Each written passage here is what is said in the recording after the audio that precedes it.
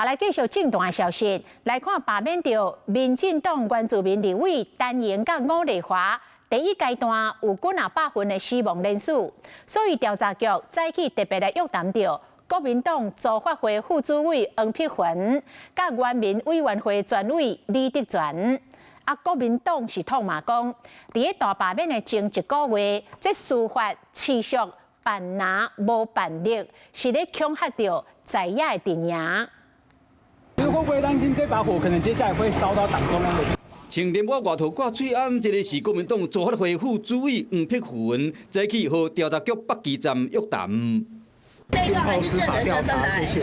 面对记者伫问，黄碧云拢无讲话。另外一个共款被约谈的是治疗癌症正在化疗中的原民会专委李德全，检调侦办罢免原住民立委涉嫌伪造联署。罢免立委陈英第一阶段提议书有193笔死亡，陈英向地检署告发。罢免立委吴丽华有202笔的死亡，检调顶个月已经搜索国民党屏东县党部，今嘛这笔火已经收到国民党的中央。国民党批评讲，罢免投票剩1个月。执政党继续用司法恐吓在野的阵营，是讲北检昨昏才针对罢免新北市议员陈乃如涉嫌伪造联署侦办的过程有大动作。检调搜索包括国民党立委罗明才服务处等等有7个所在带回9个被告，核实了罗明才服务处一个姓名主任。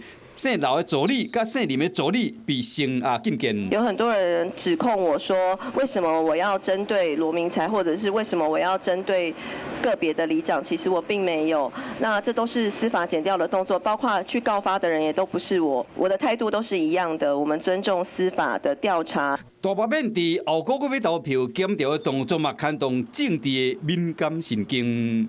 Hello， 我是张新文。想要抢先掌握最及时的新闻资讯吗？赶快订阅、按赞、开启小铃铛，锁定华视新闻 YouTube 频道。